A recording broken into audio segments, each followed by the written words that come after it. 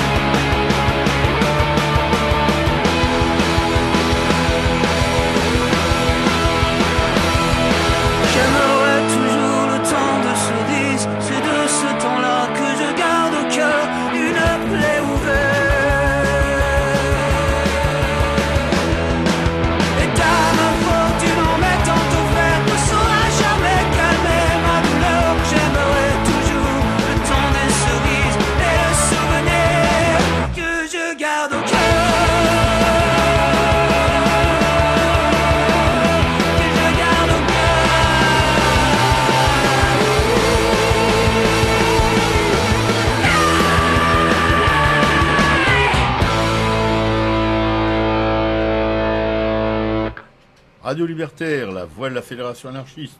Sans Dieu, sans maître, sans publicité, à Racaille, le 210e. Moi, j'aime bien les chiffres comme ça.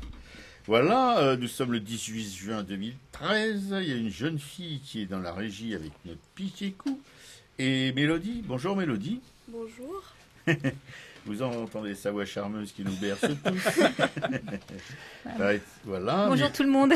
Mélodie qui est une jeune stagiaire qui vient un petit peu voir comment ça fonctionne, cette radio libertaire, la dernière radio libre de France et de Navarre. Enfin, on se la joue un peu quand même. Bon.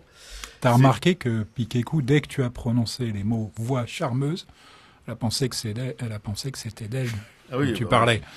Hein, et c'est vrai qu'elle a une voix charmeuse. Aussi. On me le dit beaucoup. Hein. Bon. Oui, enfin, ne lui raconte pas trop d'histoires parce que bon, elle a déjà une grosse tête. Alors là, ça va où ça va aller. C'était Radio Libertaire avec Piquet-Coup à la régie. Bonjour. En compagnie donc de Mélodie. Notre Jean à ma gauche, notre hussard noir de la République, qui va vous en conter encore de bien bonnes aujourd'hui. Salut à toutes et à tous. Ah oui, à toutes et à tous. Et ma pomme, qui cause en ce moment dans le poste pour l'artiste dans la société. Où est-il donc ce gland? Il n'y est pas en tout cas pour l'instant, il est en dehors de celle-ci. À jamais et pour toujours, à partir d'aujourd'hui. L'artiste et l'engagement politique en toc. Alors là, les artistes et l'engagement politique, c'est pas vraiment un trip artistique. Ils sont plutôt engagés un peu plus dans la religion, en priant, vous savez, ce que d'aucuns appellent un dieu pour qu'il ramène de la thune. Et l'artiste et la science. Ce n'est plus dans les églises de la périphérie, au fait. Hein. Non. C'est dans les mosquées de la périphérie. Oui, voilà. Non, on n'y voyait aucun. Okay, non, on n'est pas du tout anti-machin, truc, chose. Non, simplement, on constate ce qui se passe. L'artiste et la science, bah là aussi, l'artiste est absent. Quelques scientifiques, d'après notre correspondant finlandais, je vais parler de notre Juju, nous a informé que des grands scientifiques s'intéressaient à la science, ce qui n'est pas le cas. Ah oui, pardon. Oui, moi je vais bientôt avoir... À la science, il vaut mieux parce que... Oui, l'artiste et l'autorité, vous savez ce qu'on lui dit à l'autorité, enfin dans cette émission en tout cas, mes petits camarades et moi, eh bien on l'emmerde. Voilà, je vais vous citer un petit extrait d'une citation de Boris Vian, extrait aussi de l'Écume des jours. Ce qui m'intéresse, ce n'est pas le bonheur de tous les hommes, c'est celui de chacun. Ah. Merci mon vieux Boris. Je rappelle le numéro du studio, le 01 43 71 89 40 pour nous joindre pendant les pauses musicales.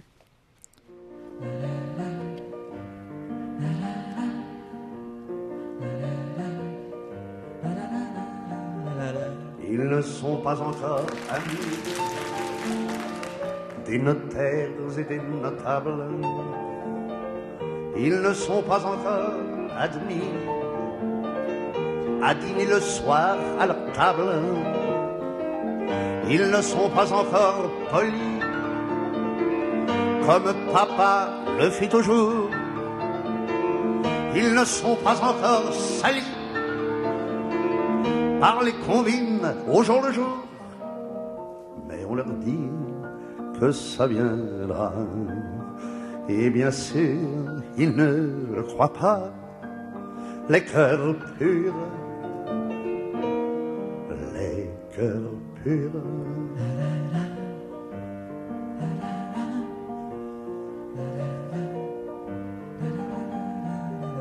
Ils ne sont pas encore rusés, ni blasés d'être un peu bohèmes.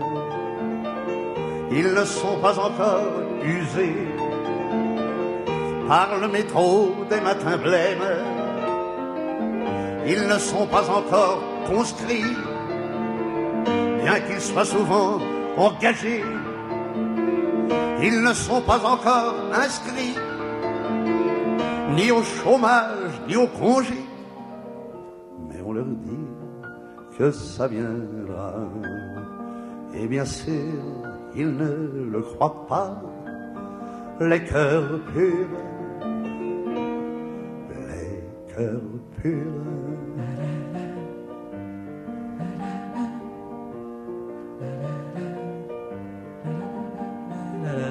Ils ne sont pas encore lassés d'écouter chanter leur idole. Ils ne sont pas encore blessés par le temps qui tant nous désole. Ils chantent des songs sur un banc. Ils n'ont pas honte de la rue. Ils ne sont pas encore perdants. Ils ne sont pas encore perdus. Mais on leur dit que ça viendra. Moi, bien sûr, je souhaite tout bas que ça dure. Les cœurs purs.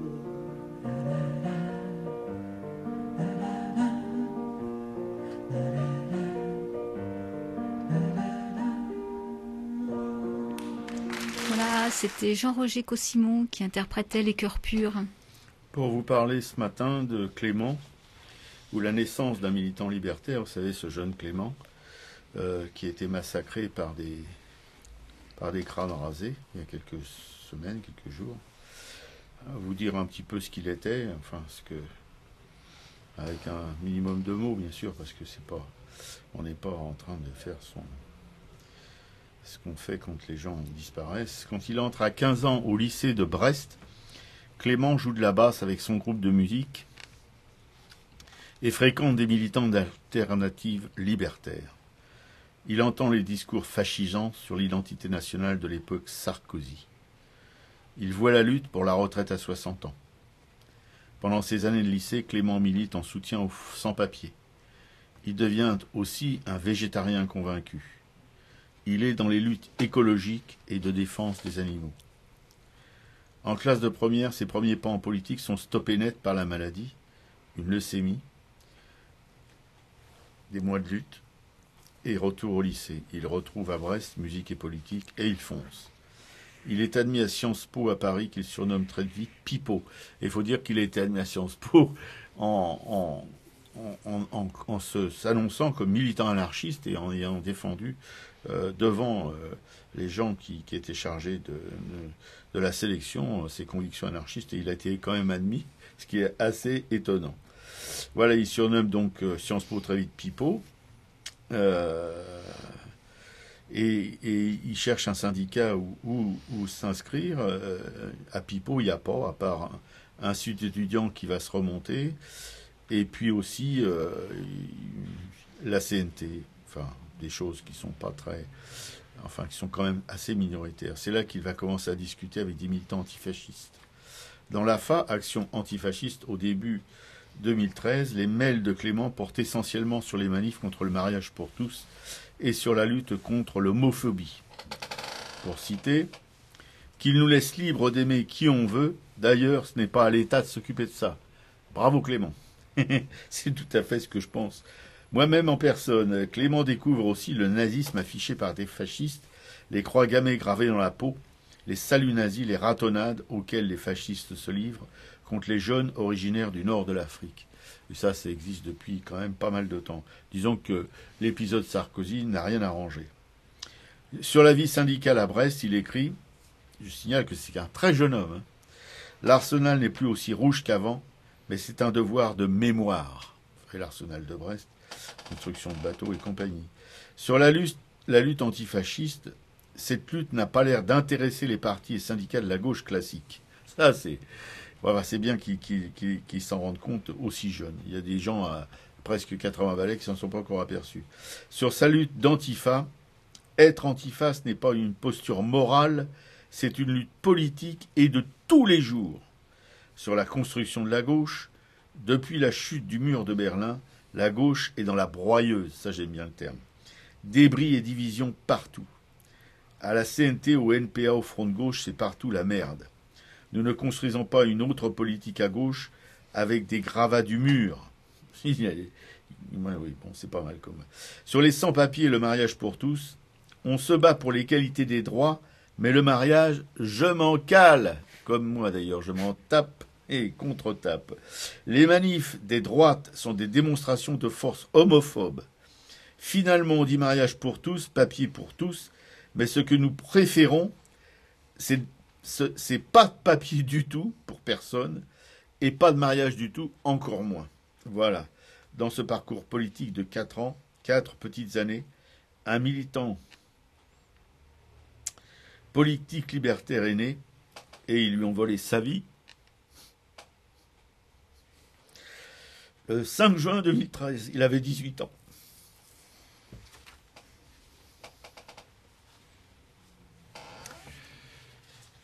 Ma chronique, le livre de la semaine. Alors, je sais pas si Piquet-Coup t'a rendu ta Bible, Robert. Non, hein, bah, je pense que je fais une croix dessus. Faire une croix sur la Bible, c'est quand même... C'est pas mal quand même. Alors c'était comme tu avais déjà la Bible pour adultes, moi j'ai acheté celle en fait pour les adolescents. Ah mais d'accord. Non sérieux hein. Ouais, pour garçons et filles et c'est édité par la bibliothèque des Deux Coques d'Or. C'est un vieux c'est un vieux truc avec des illustrations genre tout l'univers, tu sais, tu vas donner des idées aux anards. Plutôt sympa. Donc les anards, vous êtes au courant. Si vous voulez la Bible version adulte, c'est Robert. Version adolescent, c'est moi, c'est Jean. Ouais. L'anarchisme espagnol entre pouvoir et révolution par Claudio Vença. C'est toujours donc chaque semaine un livre qui fait l'actualité à la librairie Publico, même si celui-ci est sorti déjà depuis un bon moment. Hein. Ouais. Non, novembre. En même temps, je trouve que c'est une initiative assez révolutionnaire, mon Jean. Et celui-là est particulièrement intéressant dans la mesure où justement il confronte l'anarchisme au pouvoir, si tu veux. Hein. En novembre 1936, alors que la guerre civile fait rage en Espagne et que la révolution y faisait son chemin, 4 anarchistes entrèrent comme ministres au gouvernement du socialiste Largo Caballero. Tu y étais ? Non. Mais j'ai un ami qui était proche de ces... Oui, je sais. Bon. Non, mais j'avais envie de te le faire dire. Ça marche à tous les coups. Non, mais tu vois, Mélodie, comment je suis entouré. Alors, quelles étaient les causes et quelles furent les conséquences, en fait, de cette décision ? La décision dont je parle, c'est bien sûr d'entrer dans un gouvernement, ce qui est, il faut quand même le dire et le répéter, totalement contradictoire avec Tout à fait. les théories libertaires. Hein. Tout à fait. Claudio Vença, en fait, remonte dans cet ouvrage synthétique aux origines du mouvement anarchiste espagnol et au débat sur la question du pouvoir et de la révolution, du pouvoir dans la révolution, de la révolution sans l'État. La démarche adoptée, écrit l'auteur, est de type problématique. C'est pourquoi l'interprétation proposée comporte plus de questions que de réponses, évoque plus de débats ouverts que de solutions toutes faites et bien établies. Cette démarche permet d'ouvrir de nouvelles perspectives dans l'interprétation de cette période de l'histoire révolutionnaire en général et libertaire en particulier, hein, et en même temps d'envisager son devenir. Voilà, je précise que Claudio Vença enseigne l'histoire contemporaine de l'Espagne à l'université de Trieste. Hein. Militant anarchiste depuis plus de 40 ans. Un camarade. Hein, quand même. Il a été rédacteur du journal anarchiste Germinal et a publié des travaux d'histoire régionale italienne et de nombreux articles sur l'anarchisme espagnol. Voilà, l'éditeur, c'est l'atelier de création libertaire, dont il sera quand même régulièrement question ici. Le livre est quand même sorti en décembre 2011. Mais voilà, passionnant. Et en vitrine, donc, à la librairie Publico, on donnera les références de la librairie tout à l'heure. Ouais, il faut dire que l'anarchisme espagnol, contrairement à l'anarchisme français, nous, on s'inspire plus des idées de Proudhon, tandis qu'en Espagne, c'est plutôt les idées des Russes comme Kropotkin et Bakounine. C'est voilà la différence quand même idéologique entre l'anarchie espagnole et l'anarchie franchouillarde. À Racaille, c'est plutôt Boris Vian, vous l'aurez compris. Voilà, manipulation génétique, on n'arrête pas le progrès. Qu'est-ce qui s'appelle Aquadvantage, qui grossit 2 fois plus vite que son ombre et que ses congénères, et qui sera bientôt commercialisé aux États-Unis, un saumon d'élevage génétiquement modifié, créé par Aquabounty Technologies. Cette entreprise se veut rassurante, aucun risque bien entendu que ces saumons d'élevage prennent le large et se disséminent dans la nature. Ouf, en effet, ces saumons trafiqués ont été croisés avec des truites sauvages. 40% des rejetons hybrides héritent du gène ajouté artificiellement au génome de leurs parents et grandissent encore plus vite que le saumon d'Aquabounty. Et d'où vient-il ce gène importé? D'une anguille qui accélère la croissance. Belle réussite, ces saumons transgéniques atteignent leur maturité en 18 mois, au lieu de 3 ans pour les saumons naturels. À noter donc que les rejetons hybrides mi-saumon, mi-truite avec gène d'anguille sont présents pour l'expérience en milieu semi-naturel et ces voraces s'accaparent tous les aliments présents dans le bassin, d'où une diminution de moitié de la croissance des saumons sauvages présents dans ce milieu. La Food and Drug Administration, c'est l'agence de l'alimentation états-unienne, demande que ces saumons soient élevés dans des bassins sur terre et non dans des cages en mer pour réduire les risques de dissémination et de croisement avec des espèces sauvages. Aquabounty affirme ne produire que des saumons femelles et stérilisés, sauf que la stérilisation n'est efficace qu'à 99,8%. Après quelques tergiversations, le département de l'agriculture des États-Unis a accordé une aide de 494 000 $ à Aquabounty pour poursuivre ses recherches. Objectif, rendre son saumon transgénique complètement stérile pour contrer les arguments sur les risques de dissémination. La transgénèse animale n'en est pas à ses premiers balbutiements. Sont à l'étude Enviropig, un porc croisé avec une souris et un gène de la bactérie Escherichia coli, dans le but de réduire le phosphore dans ses excréments. Des projets en cours, des vaches transgéniques au développement musculaire augmenté, des porcs GM dont le lait est enrichi en protéines nutritives pour élever un plus grand nombre de porcelets, une chèvre avec un gène d'araignée produisant une protéine de soie ultra solide dans son lait qui sert à la fabrication de gilets pare-balles, ou un peu moins encombrant, le ver au gène d'araignée. Voilà. À noter que la Chine est le paradis des animaux transgéniques et que l'industrie pharmaceutique brille dans le domaine. Oh. Oh là là là. Bon appétit les mecs. Non mais elle veut absolument nous faire passer. Hein ouais. Non mais il y a des films de science-fiction assez géniaux où on voit des manipulations génétiques comme ça qui dégénèrent complètement et puis on voit des mecs qui apparaissent avec des pattes d'araignée, etc. Voilà. Bon. Et ce midi, il va falloir qu'elle nous supporte en train de déguster un saucisson chaud aux pommes à l'huile. C'est terrible. Ah oui, non, mais on te jure de... On va s'y mettre quand On va même, s'y mettre, Piquet-Coup, hein, parce mais que là, c'est le pas plus- possible. Le plus tard Ah. possible, on va s'y mettre. hein. J'ai confiance. Bon, bah c'est bien.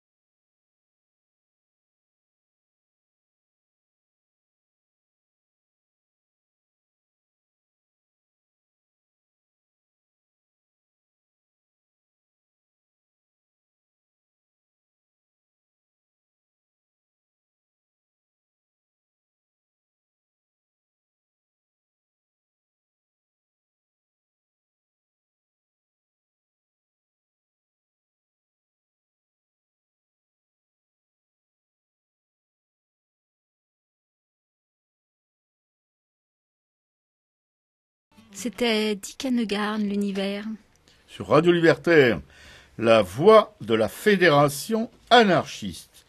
Sans Dieu, sans mettre et sans pub sur 89.4, bande FM évidemment.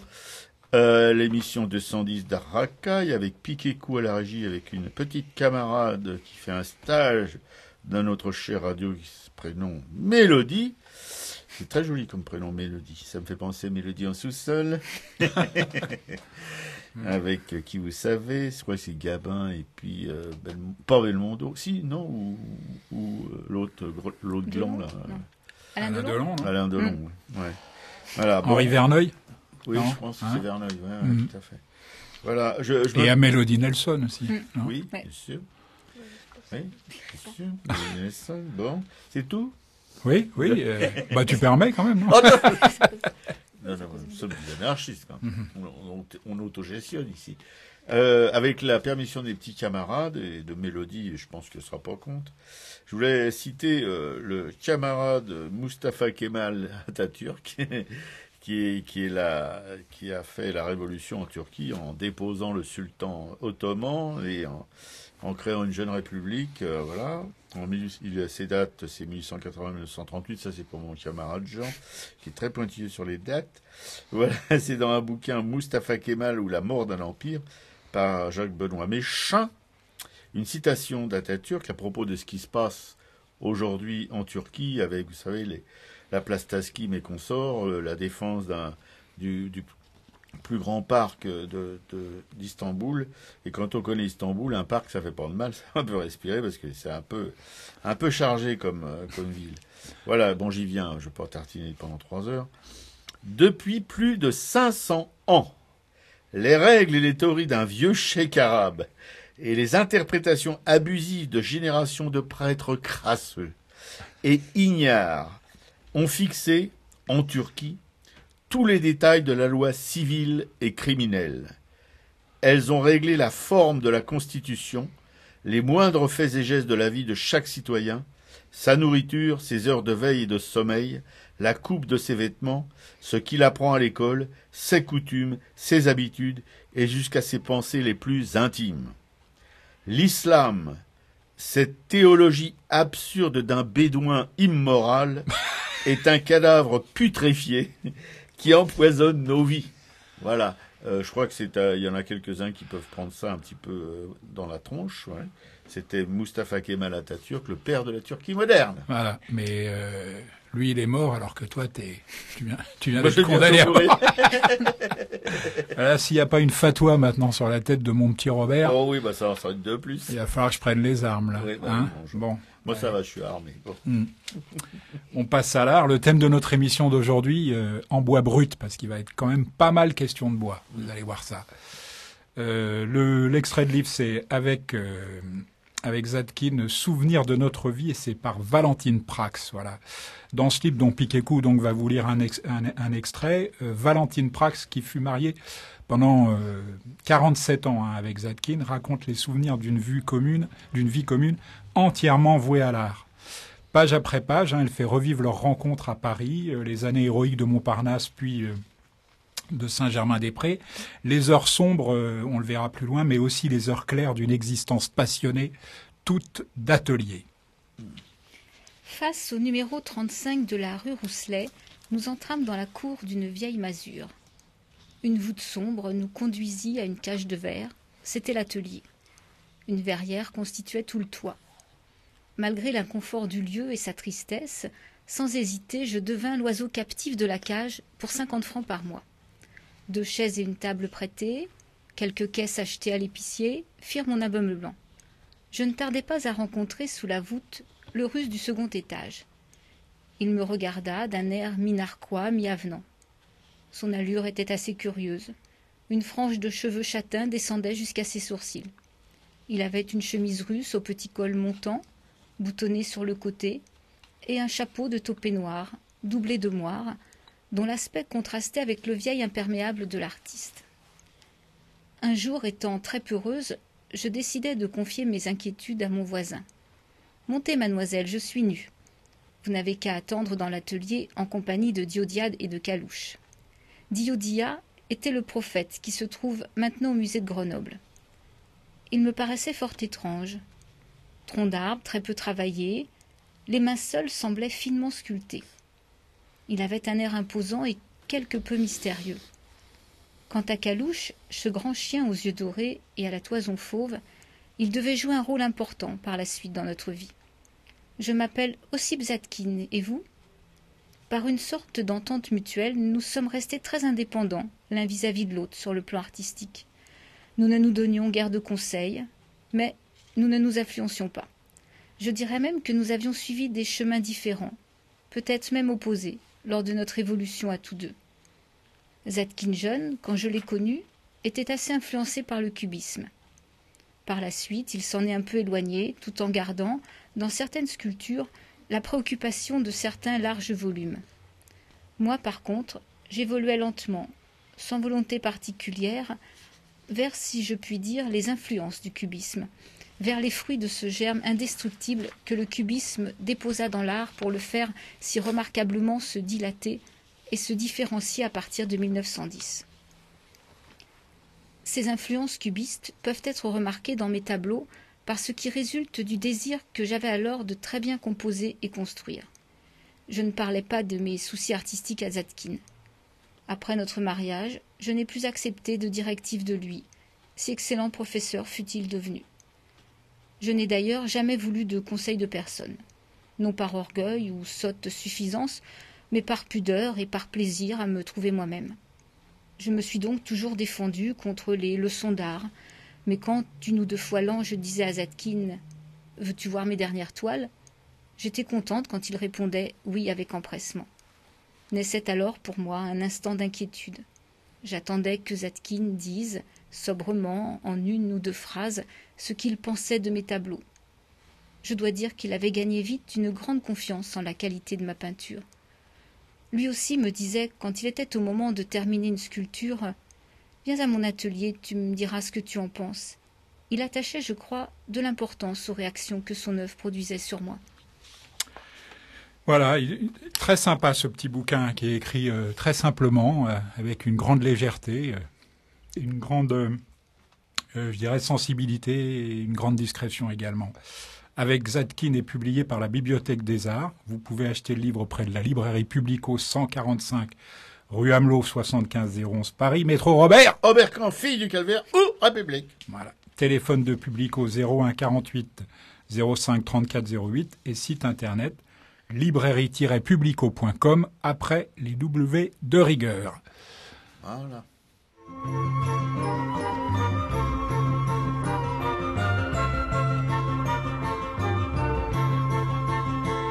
J'en ai usé du sentiment, j'en ai usé du boniment, sans que jamais je ne me lance.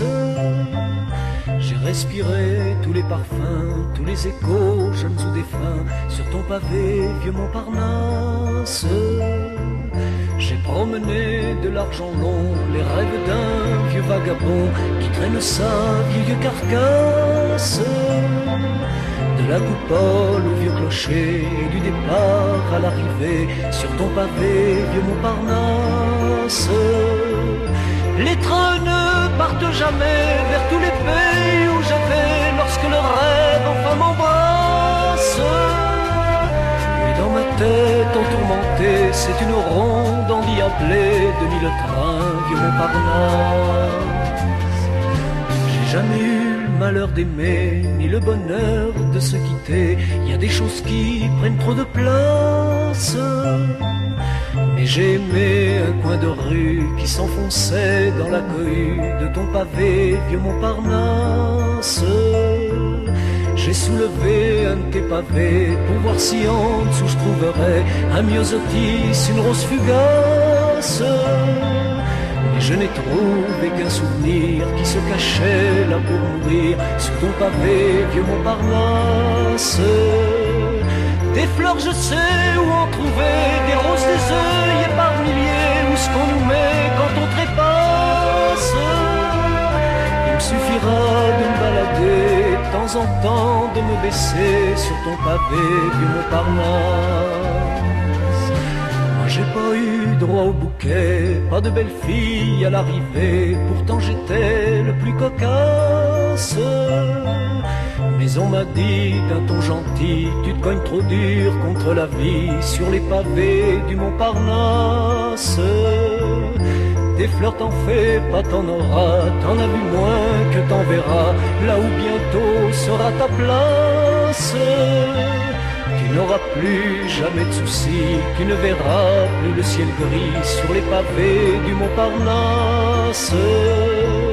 Ah mille dieux, je pourrais jamais trouver le bonheur à respirer dans les jardins de ce palace.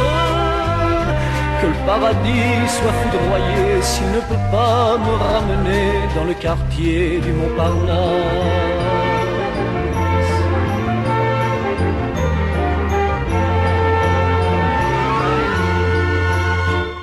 Lenny Escudero qui interprète les pavés du Montparnasse.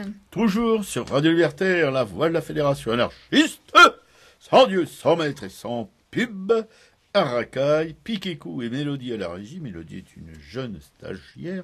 Au fait, Mélodie, de quelle école es-tu étudiante Je viens de Saint-Denis, le lycée Sugère à Saint-Denis, en option audiovisuelle. C'est sympa comme lycée. Ouais, enfin pour l'option oui, mais sinon ça reste Saint-Denis. Hein. Oui, d'accord, je vois. Ok. Bon, ben voilà, donc tu as fait tout à fait ta place ici. Toi, ça serait moins la place de ceux qui sont à, comment dirais-je, les lycées préférés de Piquet-Coup. Comment on dit Je ne sais pas, je balance pas. Les des lycées, il y en a un qui est derrière la Sorbonne, là. Vous voyez ce que je veux dire, non? Bon. Ceux-là, nous, ici, on n'est pas tout à fait branchouilles. Bon. Alors, vous causez tout de suite pour changer. Tout le monde n'a pas eu la chance de faire le couvent des oiseaux comme Robert et moi. Ça, c'est dégueulasse de balancer comme ça, à tout vent.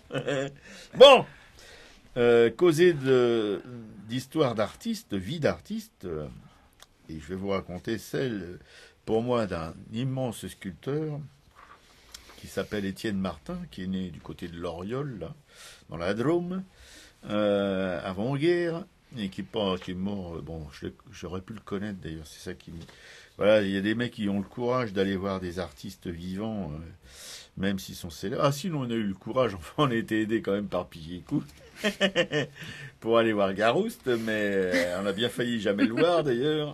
Si Piquet-Coup nous avait pas botté le cul pour nous forcer à rentrer chez lui. Voilà, et Martin, je crois qu'il avait un atelier rue Le Pic, où je passais souvent devant, et j'ai jamais eu le courage de rentrer, évidemment, quoi. Je l'ai toujours regretté. Et c'est un mec qui avait choisi la sculpture parce qu'il n'était pas foutu de faire autre chose, a-t-il dit. Enfin, je pense que tous ceux qui bricolent dans l'art, que ce soit la sculpture, la peinture, la littérature, la musique, etc., c'est parce qu'ils ne sont pas foutus de faire autre chose, souvent. Mais cette chose-là, par contre, ils la font bien, parce qu'ils l'ont choisi. Et puis aussi parce que la sculpture est quelque chose que l'on peut attraper à bras le corps, embrasser, autour de laquelle on peut tourner. Oui, parce que pour ceux qui ne sont pas tout à fait dans le coup, une sculpture, ça se regarde pas seulement de face, mais ça se regarde, on fait le tour d'une sculpture. Souvent, on voit en faisant le tour si une sculpture, elle tient le coup ou pas.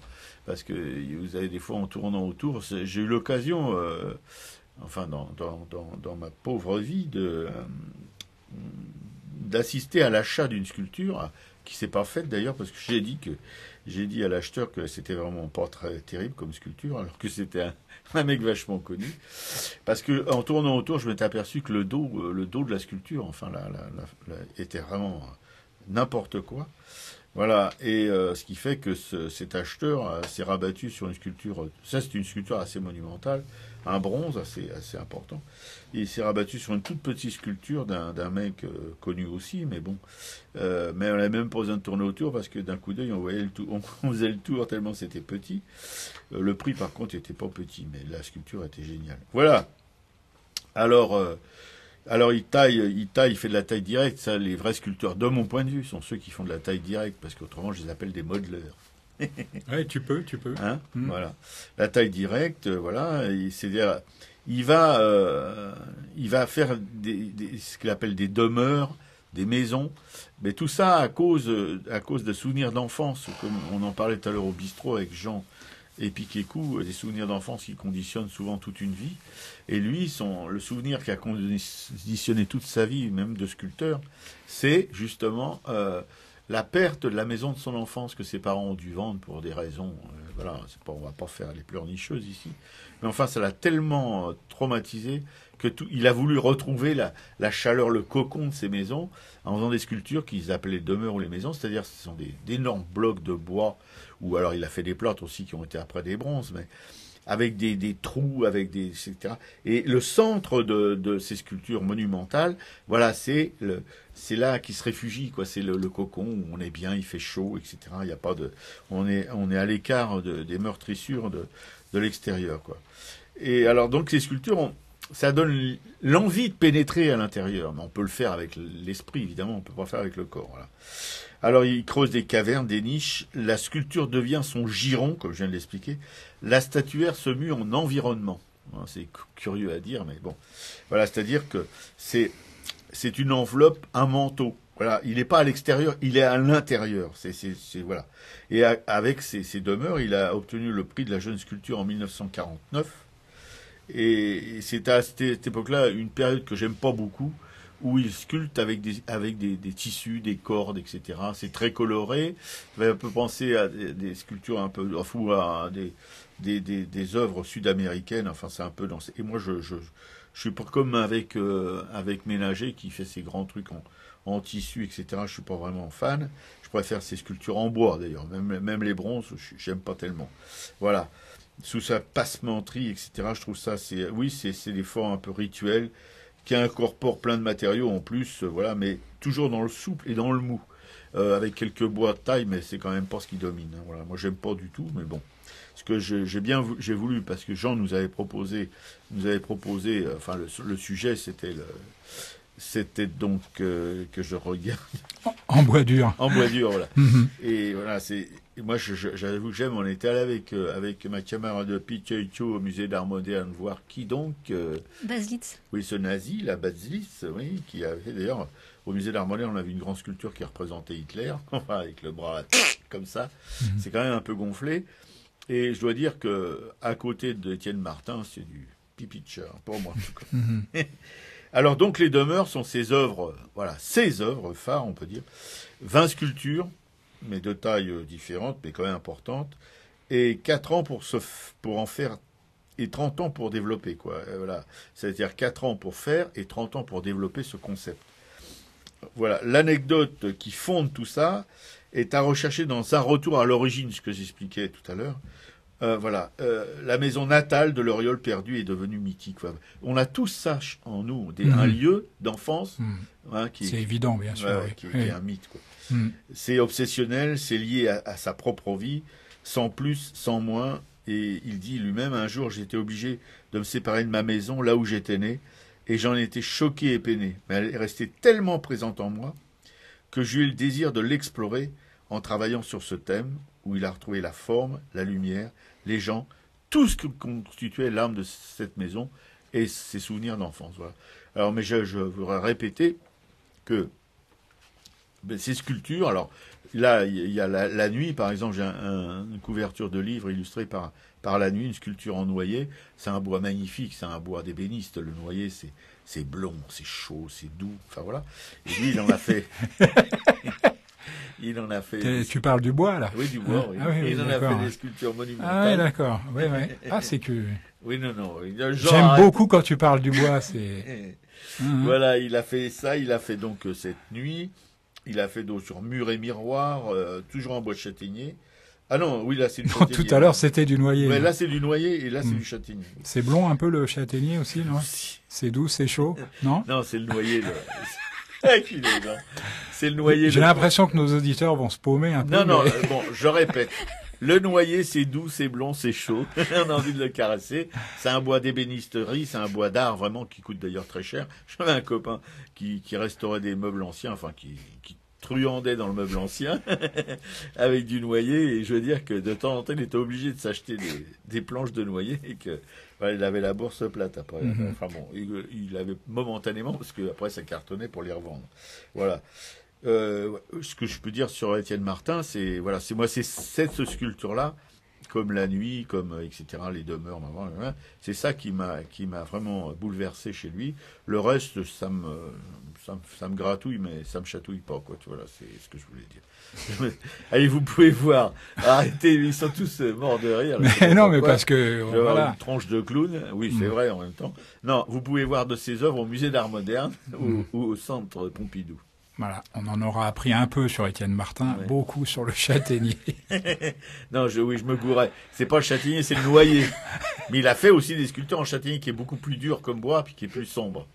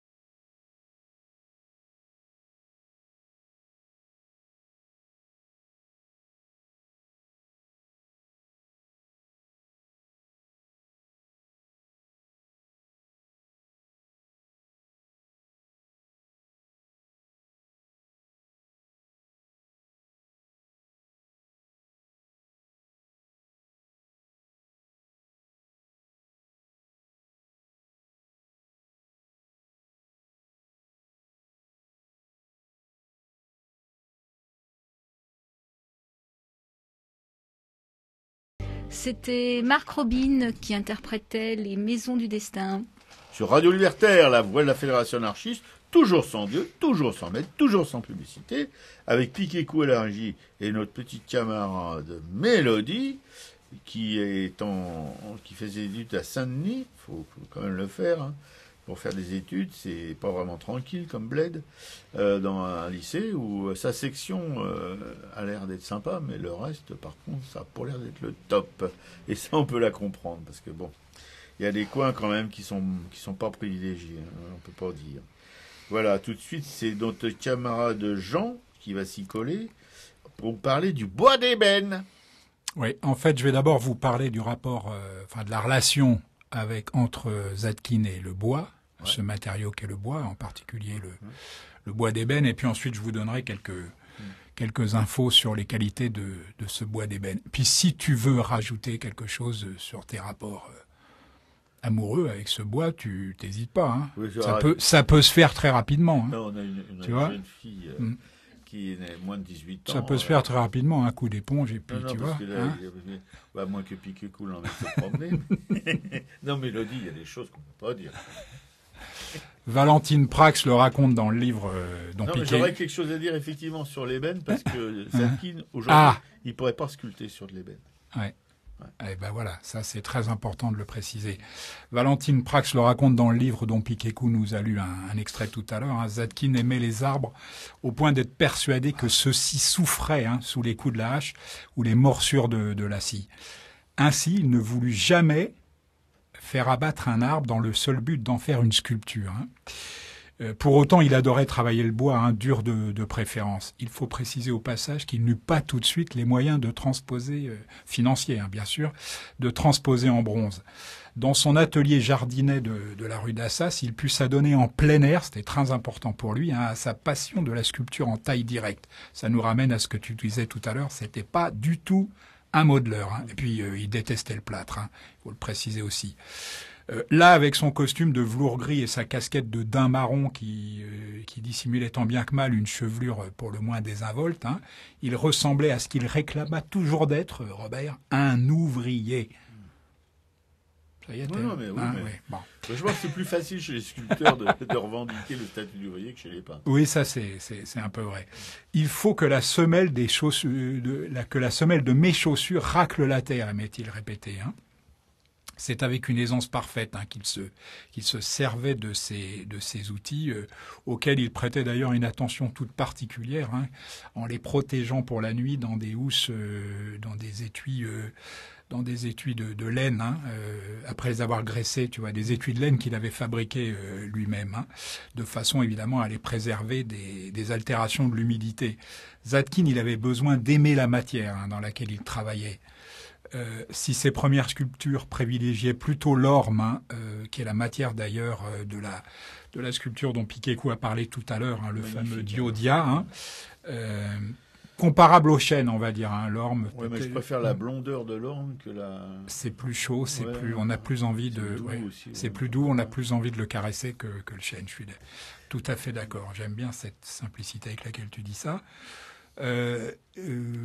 L'orme considéré comme le bois d'œuvre par excellence. Il fut tout heureux plus tard, un petit peu plus tard, de pouvoir s'essayer à l'ébène. En fait, c'est en 1937 qu'un marchand de bois du Havre, en échange d'une sculpture en bois exotique, lui fit livrer 3 blocs d'ébène. Par la suite, Zadkine continua de lui en acheter régulièrement. L'ébène a un nom féminin, soit dit au passage. Ça, c'est ma marotte à moi. Il n'y a pas que Robert dans la vie. Et le terme donné au bois de cœur, ou duramen, qui est produit par plusieurs espèces d'arbres, du genre Diospyros ou ébénier. Ils se rencontrent dans ces arbres, dans les régions tropicales de l'Ancien Monde, et sont connus depuis la plus haute Antiquité pour la couleur noire de leur bois. Les caractéristiques principales de l'ébène sont en effet sa couleur noire et sa densité très élevée. Ainsi trouve-t-on des échantillons d'ébène plus ou moins foncés et durs.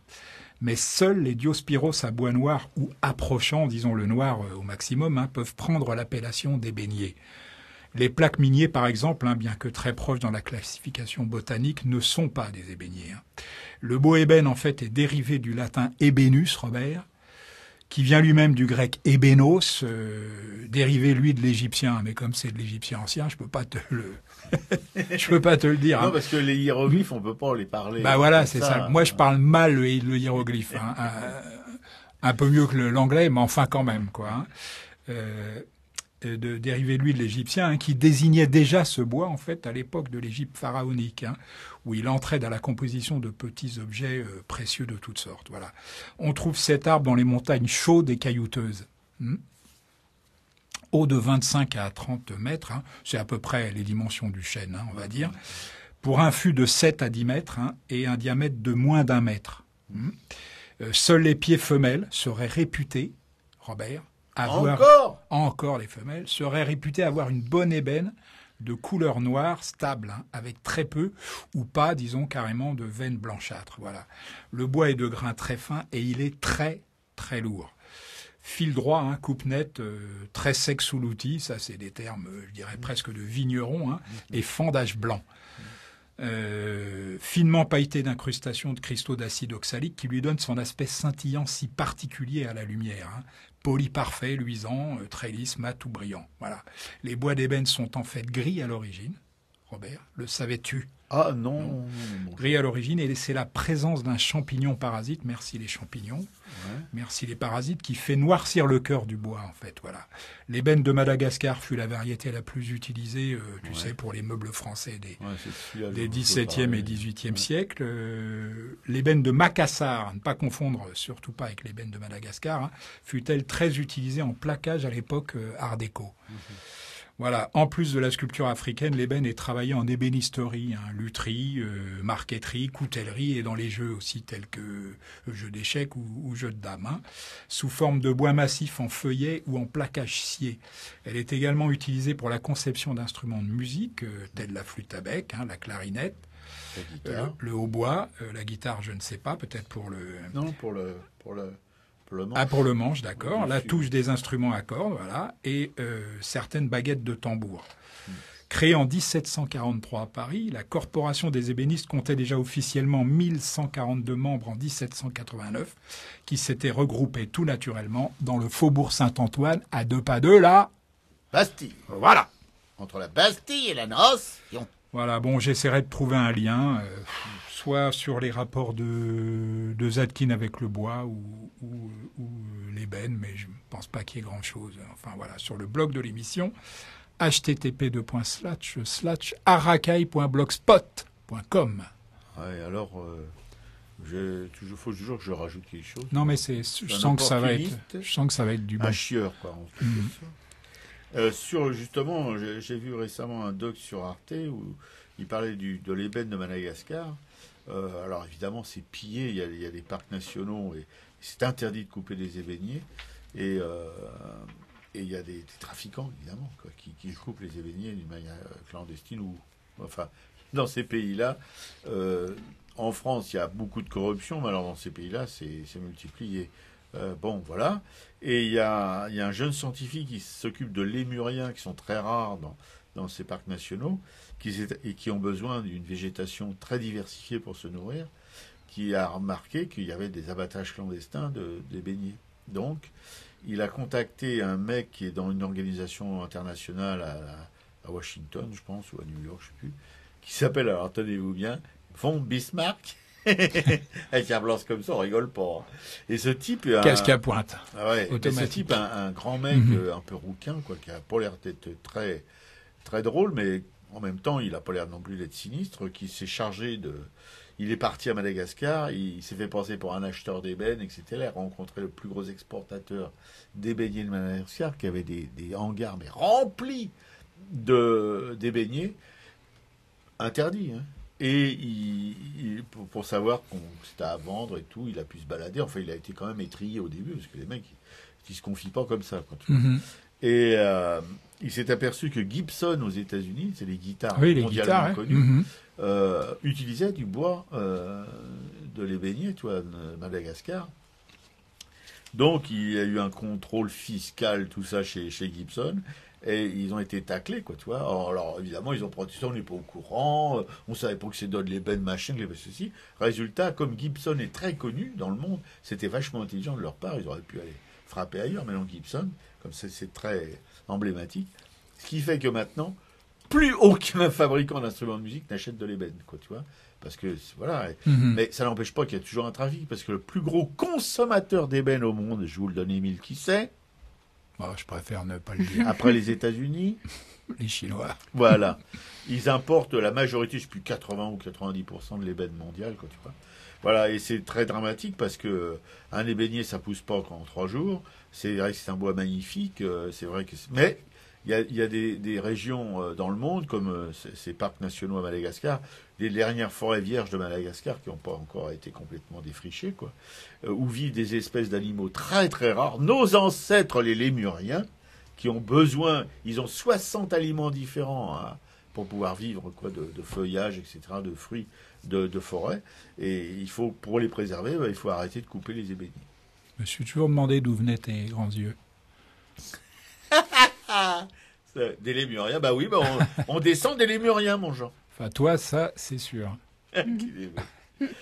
Et on peut dire qu'Hirosio s'est interrogé sur l'origine de l'ébéniste, justement, qui vient du travail sur le bois précieux, quoi. Qu'on est passé un peu du menuisier à l'ébéniste à partir du moment où on a travaillé le bois précieux. L'ébène, ça vient du mot ébène, ébéniste. Absolument, bravo. Ouais, au XVIIe.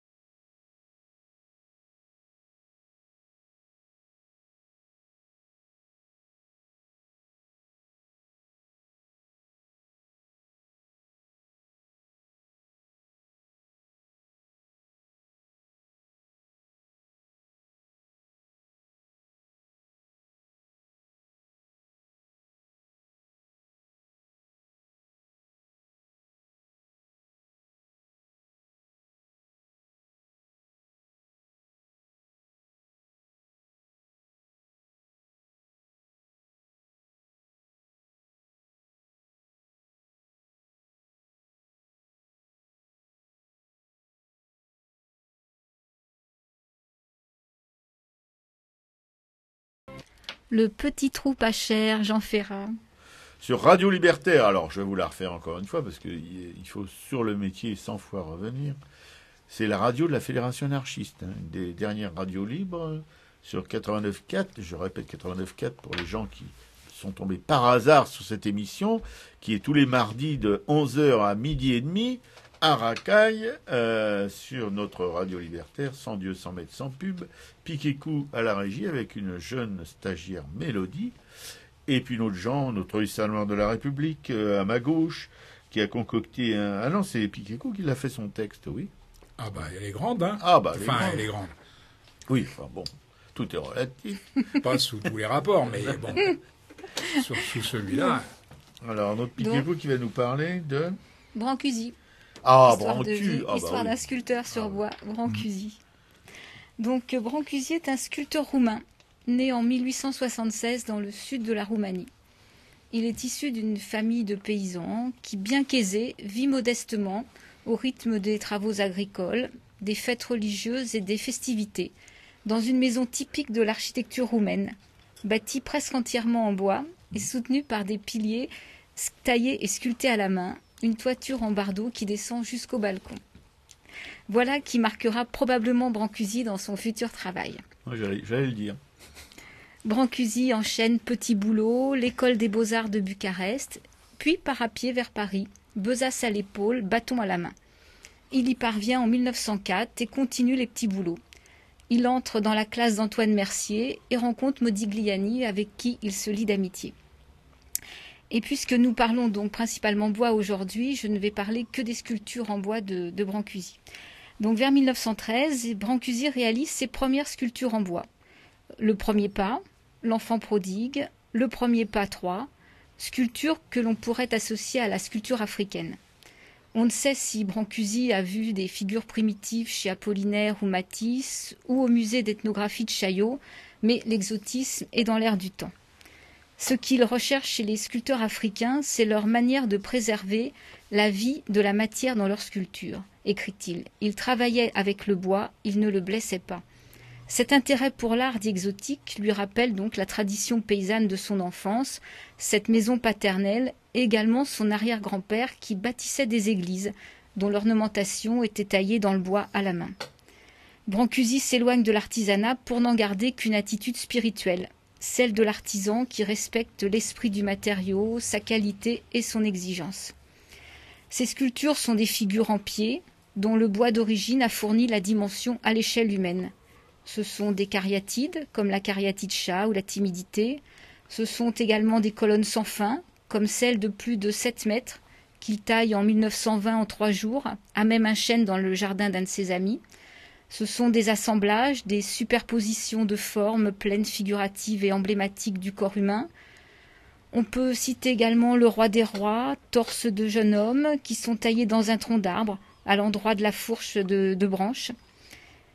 Chaque matière a sa langue propre, écrit Brancusi. Le bois autant que le marbre ne sont d'aucune manière le résultat d'un hasard, mais celui d'un très grand et très long travail et d'un souci d'équité absolue.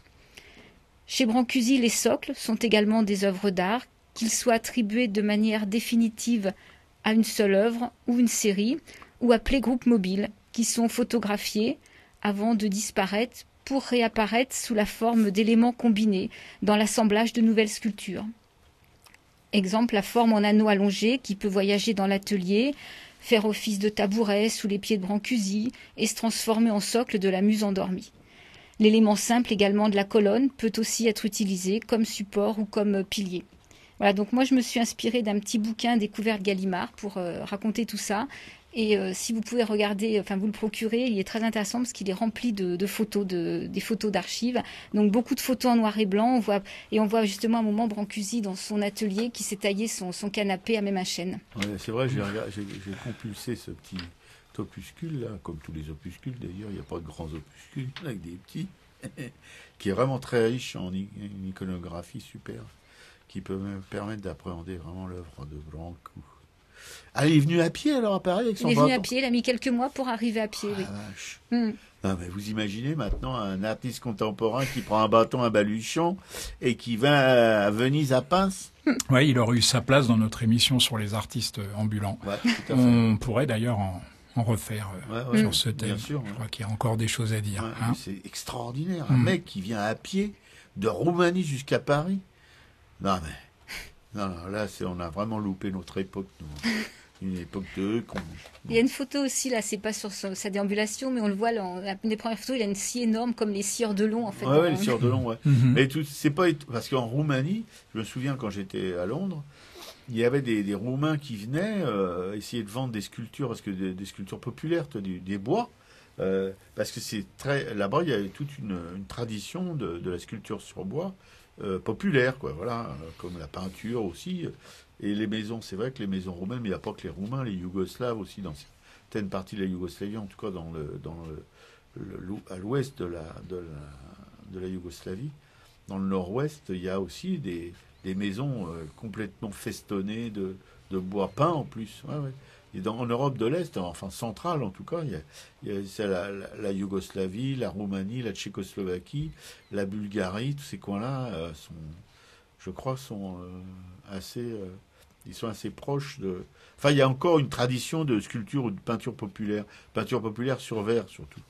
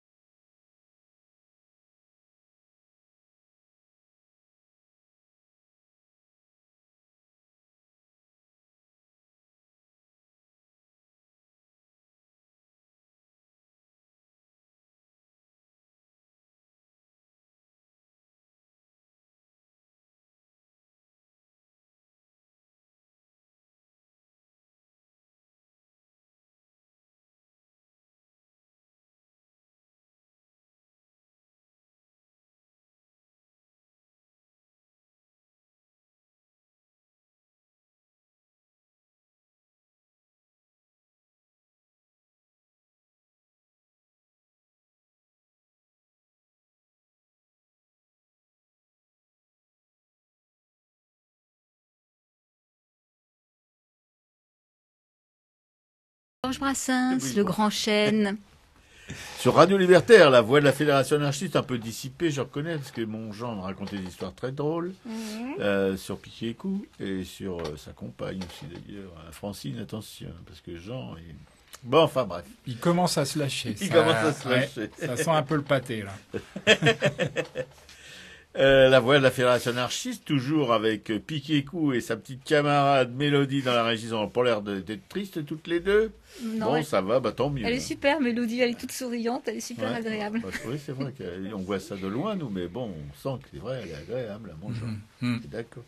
C'est notre Jean tout de suite, notre sénateur de la République, après la voix mélodieuse de Piquet-Cou. D'ailleurs, il y a des auditeurs qui téléphonent, c'est un peu suspect. Est-ce qu'elle les a payés? Est-ce qu'elle les a séduits? On ne sait pas. Pour la féliciter qu'elle ait une belle voix et tout ça, quoi. Qu'elle est pro, quoi. Merci, monsieur. Mais notre Jean qui a aussi une belle voix. Notre Jean, il a une voix, puis il a une culture, et puis voilà, c'est Jean, quoi, qui va vous causer. Moi, je vais vous emmener jusqu'à Collioure, et puis voilà, ensuite Piquet-Cou. Hein. Piquet-Cou, qui n'est pourtant pas du tout du genre à bâtir des châteaux en Espagne, vous fera passer la frontière, si vous voulez bien. Ah bon? Hein? C'est sympa, non, comme concept. Ah oui, c'est sympa comme concept. Oui. Et vous pouvez le faire avec un baluchon, hein, comme on l'a vu tout à l'heure avec. Ça y est, Robert, il cherche ses papiers d'identité pour passer la frontière. Alors, Édouard Pignon, tiens, j'ai oublié le nom précis de l'expo, malheureusement. Bon, en tout cas, c'est au musée d'art moderne de Collioure, hein, route de Port-Vendre. Le code postal, c'est 66190 et c'est valable l'expo jusqu'au 13 octobre 2013. Nos auditeurs les plus fidèles, Robert, connaissent bien Édouard Pignon, hein, dont nous avons déjà lu plusieurs fois des extraits du livre La quête de la réalité. La dernière fois, c'est toi qui t'y es collé, et puis que tu nous as ensuite tu t'es ensuite fendu d'un papier brillantissime sur Édouard Pignon. L'exposition de Collioure nous montre en fait une période méconnue de son œuvre, une période courte et pourtant charnière de celui que l'on a pu qualifier de peintre de la réalité moderne. Pignon, communiste un petit peu vite rangé dans la mythologie ouvrière et minière, il faut préciser qu'il était né dans le Pas-de-Calais d'un père mineur de fond, est déjà un peintre reconnu au sortir de la guerre. Invité à Collioure 2 étés d'affilée par le peintre Willy Mucha, il va y vivre une intense métamorphose, Robert, de le magnifique village de pêcheurs, jouant, en tout cas à cette époque, il était magnifique, jouant un rôle de lieu révélateur, à l'instar de ce qu'il fut pour d'autres artistes, Derain ou encore Matisse, que vénère littéralement le même Robert assis à côté de moi. Contrairement à la plupart d'entre eux, Pignon ne s'intéresse pas au paysage, mais inaugurant là un travail en série qui deviendra sa marque, plutôt que son image de marque, il s'inspire du quotidien de cette civilisation méditerranéenne finissante en faisant poser des Catalanes remailleuses de filets, gardiennes d'une époque qui s'achève. Voilà, j'ai retrouvé le titre de l'expo, c'est Édouard Pignon, donc Femme en Méditerranée, catalane à Collioure, été 45-46. Voilà, ça doit être pour ça que j'ai oublié, c'était un peu long, et avec ma fainéantise habituelle, j'ai zappé. Pourtant, tu es assez à cheval sur les dates. Alors, prêt pour le passage de frontières. Pissarro, humble et colossal, au musée Thyssen-Bornemisra, 8 Paseo del Prado à Madrid, jusqu'au 15 septembre 2013. Pour les commissaires de l'exposition, il s'agit de montrer au public espagnol une version différente de l'impressionnisme, plus terrestre, plus rural et plus agricole que celui de Monet, essentiellement aquatique. À travers 80 tableaux prêtés par des musées et collectionneurs du monde entier, l'exposition retrace le parcours entre campagne et ville de Pissarro, cet artiste humble et colossal, comme le définissait son ami Cézanne. Pissarro peint les chemins creux de Louvciennes, les travaux des champs autour de Pontoise et d'Éragny, des bourgs verdoyants de la région parisienne, mais il s'intéresse aussi aux rues de Paris, aux ponts de Londres, aux ports de Rouen et du Havre. C'est lors de cette période dite de Pontoise qu'il peint ses meilleures œuvres, dans un foisonnement de tâches et un esprit constructif. En 1895, Pissarro écrit à son fils « Cézanne a subi mon influence à Pontoise et moi la sienne. Parbleu, nous étions toujours ensemble. Mais ce qu'il y a de certain, chacun gardait la seule chose qui compte, sa sensation. » Ouais, je trouve que la citation de Cézanne, enfin, il y a un peu... Parce que Pissarro soit humble, oui, mais colossal, je pense que ça va pas très bien avec lui. Je comprends un peu pourquoi il a dit ça, mais il aurait pu trouver quelque chose de différent, quoi. Oui, ça, complètement. Ouais. Oui, c'est vrai, on est plutôt dans quelque chose de primesautier, je sais pas. Bon, enfin, écoute, c'est comme ça. Ouais. Ça tenait sans doute plus à son caractère qu'à son travail. Oui, probablement, parce que mais aussi c'était un pédagogue, Pissarro. Il était vraiment... il y a beaucoup de jeunes artistes qui... Comme tout anarchiste qui se respecte. Oui, tout à fait. Car c'était un anarchiste, effectivement. Donc un pédagogue. Sud-américain, ouais. Non, Comme peut l'être mon camarade à ma droite. Ah, je suis à ta droite. Non, C'est à ma pédagogue, gauche. pédagogue. Ah oui, pédagogue. Non, mais c'est vrai. Puis Sarro, ça compte dans l'histoire de l'art, c'est quelqu'un de très important. De là à dire colossal, bon, on pourrait dire ça peut-être de David ou de gens comme ça qui faisaient des trucs. C'est pas faux.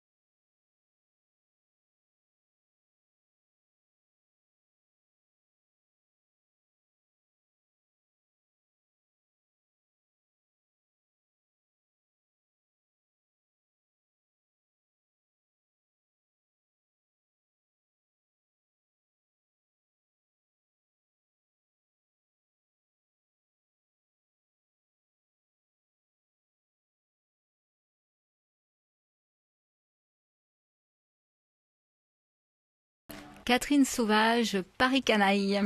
Sur Radio Libertaire, qui va bientôt vous quitter, enfin, cette émission, parce que la radio continue non-stop 24 heures sur 24. Radio Libertaire, la voix de la Fédération anarchiste, toujours sans Dieu, sans maître et sans pub, à Racaille, la 210, voilà, avec Piquet-Cou dans la régie, aujourd'hui en compagnie d'une jeune stagiaire, Mélodie. On espère qu'elle aura passé un moment pas trop difficile avec nous, parce que voilà, elle est très jeune, évidemment, nous on est des vieux schnocks, on n'est pas tout à fait au niveau des jeunes gens comme elle, mais bon, peut-être qu'elle ne fait pas de l'anti-vieux systématique comme certains dans cette émission. Bon, je veux dire, pour vous parler des œuvres de la Fédération anarchiste, 4 œuvres. D'abord, cette radio que vous écoutez, où nous sommes aujourd'hui, entre 11h et midi et demi, la dernière radio libre de Paris, en tout cas à défaut de celle de la France, parce qu'il y en a d'autres, il y a Radio Zinzine dans le sud et d'autres par-ci par-là. Voilà, la dernière radio libre qui avait été cassée en 83 à l'époque des socialos déjà, où des barbares CRS étaient rentrés pour tout casser dedans. Voilà, mais depuis ça s'est calmé. Enfin maintenant ils sont revenus, donc il faudrait qu'on se méfie quand même un peu. Radio Libertaire qui, évidemment, pour continuer à émettre en bonnes conditions, recevoir aussi des jeunes stagiaires, dans ça j'en rajoute un peu, mais bon, a besoin d'avoir des locaux corrects et surtout du matériel correct. Sur les locaux, on pourrait être dans une cave, peu importe, sous un pont, mais l'essentiel c'est d'avoir du matériel pour émettre et ce matériel coûte cher. En maintenance, non, parce que heureusement on a un camarade surtout, et parfois plusieurs, mais surtout un camarade qui est en charge de cette maintenance et qui s'en sort très bien. D'ailleurs, toutes les émissions le remercient, et la nôtre en particulier, pour son implication, qui nous permet de ne pas trop avoir de crachotis, de blanc et de noir dans nos émissions. Voilà, et pour que ça puisse continuer à fonctionner, changer du matos quand il est en fin de vie, renouveler aussi le matos parce que la technique évolue, etc., etc. On a besoin de thunes, de sous, d'argent, d'oseille, de blé. Et pour ça, on a édité une carte d'auditeur qui coûte 20 € et que vous pouvez retirer à la librairie Publico, vous savez, cette fameuse librairie, au 145 rue Amelot à Paris, dans le 11e.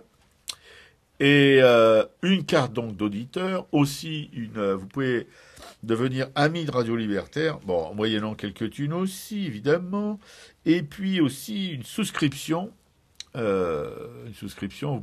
pouvez à partir de 5 € participer à cette traite, voilà, et jusqu'au maximum illimité. Voilà, toutes ces choses se traitent à la librairie Publico.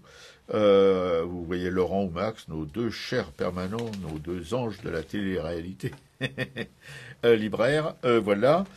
Et puis la deuxième œuvre dans l'ordre, pas des priorités, mais dans l'ordre que j'ai arbitrairement choisi, la deuxième, c'est donc cette librairie Publico, vous voyez les liens, hein, c'est bien lié tout ça, où Laurent et Max, je le répète, sont là pour vous accueillir et vous aider éventuellement à vous y retrouver dans le labyrinthe de tous les livres qui sont à votre disposition, livres, aussi une presse révolutionnaire, en tout cas alternative. Il y a un rayon qui est dédié à ces opuscules ou ces magazines ou ces journaux. Sur votre droite, un peu plus loin que le bureau de Laurent, et où, entre autres, vous pourrez trouver un journal qui est consacré à l'art contemporain, un magazine qui s'appelle Anartiste, A-N-A-R-T-I-S-T-E, fait par un groupe de la Fédération anarchiste. La dernière fois, je me suis un peu gouré, j'ai dit que c'était le groupe de la Vache Folle. C'était le groupe de la Vache Folle qui est maintenant devenu le groupe Anartiste. Voilà. Et puis aussi, évidemment, tout ce qu'il peut y avoir dans une petite librairie comme ça, de t-shirts, de sweatshirts, de CD, de DVD, de pins et autres babioles qui peuvent évidemment engraisser un petit peu les entrées de thunes. Voilà, cette librairie Publico, je vous dis, qui est pour nous, en tout cas dans cette émission, un lieu très important qui a fait suite qui a été fondé dans les années 50 par entre autres, Maurice Joyeux, mais pas tout seul, il avait des camarades avec lui, qui a commencé d'ailleurs à Montmartre avec la librairie du Château des Brouillards, qui était la première librairie Publico en quelque sorte. Après, elle était rue Ternaux, dans le même quartier que la Publico, et puis elle est terminée à Publico. Donc c'est une librairie qui a quand même plus de 60 ans d'existence, et ça serait bien que ça continue encore au moins 60 ans. Voilà, pour ça, on a besoin évidemment de vous, enfin que vous veniez dans cette librairie qui est aussi un lieu convivial, un espace militant qui est accessible 38 heures par semaine, 50 semaines par an, des milliers de livres, et puis des revues, des DVD, des CD, des débats, des films, et puis des expos, il y en a une en ce moment d'ailleurs, et puis des rencontres avec des auteurs, des activistes venus du monde entier. Mais enfin, vous inquiétez pas, ils viennent pas avec leurs bombes. Bon, ils viennent main nue. Des ouvrages accessibles partout, aussi grâce à la diffusion par correspondance, c'est-à-dire par Internet, évidemment. Voilà. Je vous ai parlé de l'argent, la souscription, vous pouvez nous aider. Alors, par voie postale, en nous adressant un chèque à l'ordre publico à notre adresse, 145 rue Amelot 75 011 Paris, en espèces ou CB directement à la librairie, ou alors sur notre site librairiepublico.com. Voilà, tout ce que je pouvais vous dire sur cette librairie mythique qui, je l'espère, grâce à vous, pourra continuer à œuvrer pour les idées anarchistes. Et puis la troisième œuvre, c'est l'hebdo de la Fédération anarchiste, Le Monde libertaire, qui paraît toutes les semaines en kiosque, mais aussi que vous pouvez trouver en dépôt de presse à la librairie Publico. Et en kiosque à la librairie Publico, voilà, en dépôt de presse. Mais le monde libertaire... j'ai oublié d'amener celui de mon camarade Jean, qui veuille bien m'en excuser. Je lui amènerai 2 donc la prochaine fois. Et puis le monde libertaire, qui est accompagné d'une déclinaison de deux autres feuilles de papier. L'une qui est gratuite, qui aussi en dépôt de presse à la librairie Publico, c'est le monde libertaire gratuit. Et puis aussi le numéro hors série, toujours à la librairie Publico, en dépôt de presse. Le hors série auquel vous pouvez vous abonner. Vous pouvez vous abonner au monde libertaire, au hors série du monde libertaire, à la librairie Publico, encore une fois, c'est là que vous pouvez vous abonner. Ou alors, si vous allez peut-être sur le site du monde libertaire, ça, si vous allez sur le net, vous bidouillez un peu, vous le retrouvez facilement. Vous pouvez aussi, évidemment, pour le monde libertaire, recueillir aussi les dons des généreux, des généreux qui nous écoutent. Voilà, quelques-uns envoient de l'argent toutes les semaines. Comme ils en envoient toutes les semaines à la librairie Publico, comme ils en envoient toutes les semaines peut-être à la radio aussi, pourquoi pas. Voilà, ça c'est les 3 œuvres vraiment emblématiques de la FA, mais aussi il y a une maison d'édition, les éditions du monde libertaire, qui publie quelques livres par an. Là, je suis désolé, j'ai pas le nom des titres, mais je pense que la prochaine fois, je vais m'en occuper vraiment sérieusement pour vous donner le nom des titres qui paraissent. C'est souvent des ouvrages qui concernent évidemment l'anarchie, voilà, tandis qu'à la librairie Publico, vous avez vraiment de tout, littérature générale, politique, etc., etc. Voilà, ça c'était pour les œuvres de la Fédération anarchiste. Et puis maintenant, quelques expos, dont, enfin une expo en tout cas, je ne sais pas si mon Jean en a. Ça se passe donc à la librairie La Calcante, située au 50 rue de l'Arbre Sec, 75 001 Paris. Vous savez, c'est du côté du Conseil constitutionnel, là-bas, voilà, du Louvre, en haut. Alors, la librairie La Calcante, alors, cette exposition, elle sera seulement un jour. Le mercredi 26 juin, c'est pas demain. Un jour. Le 26, non, demain. C'est mercredi prochain. Le 26 juin, de 19h à minuit. Librairie La Calcante. Et vous aurez comme artiste, moi j'en connais au moins une, les artistes suivants, c'est Amaya Eguizabal, on vous en a déjà parlé ici, Michel Termin, je pense, Nicolas Gaziorovski, Patrick Paufer et Teresa Dunu. Tu sais s'il a des relations avec Gérard Gacierovski, non, Nicolas? Je sais pas, mon genre. Peut-être son fils. Peut-être son fils. Alors j'ai remarqué dans ces artistes, attendez, c'est lequel? C'est Patrick Paufer, je crois. Ouais. Je crois que c'est Patrick Paufer que j'aime vraiment beaucoup. Ouais. Que je trouve vraiment intéressant. Bon, ça ne veut pas dire que Amaya est pas intéressante, mais c'est une copine, donc je ne vais pas en tartiner trop. Et puis 2 autres artistes. T'es très intéressante, Amaya. Oui, très intéressant. Faut quand même lui dire si un Jean peu. le dit, hein, bon. Il y en a une avec des nuls, enfin ça fait un petit peu jambon, mais bon, que l'artiste me pardonne. J'ai l'impression d'être dans une charcuterie. Et puis rayon, tu sais, à Auchan, il y a un linéaire qui fait 50 mètres où il y a que du jambon blanc. Ouais, bah c'est un peu ça. Hein, c'est assez bien limité. Oui. Et puis la première image que Piquécou aime beaucoup, c'est un monsieur vu de haut en vélo. Mais comme Piquécou adore les vélos, bon, on ne sait pas la part qui est réservée à la peinture au vélo. Ça fait un peu hopper. C'est pas le monsieur qui l'intéresse, Oui, c'est le vélo, on l'a bien compris. Ça fait un peu hopper, ça fait un peu peinture de hopper.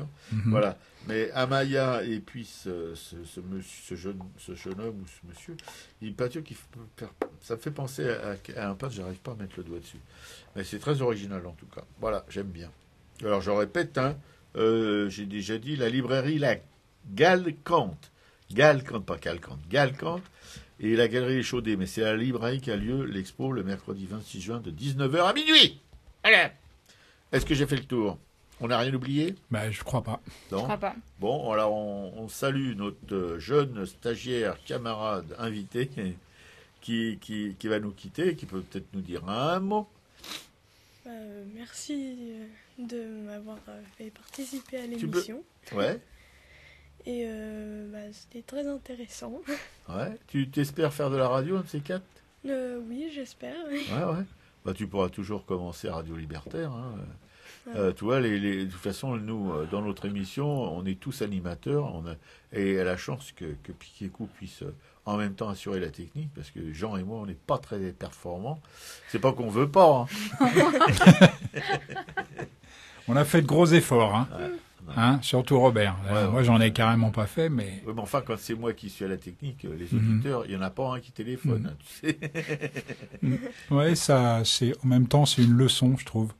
Ouais. Ce que c'est que de manquer totalement de disposition, tu vois, Oui, pour tout une à fait. pratique. Voilà. Voilà, Mélodie, j'espère qu'on te reverra un de ces quatre. Hein, et puis, en tout cas, on te souhaite... Je repasserai. avec plaisir. Et on te souhaite le meilleur pour la suite. Merci.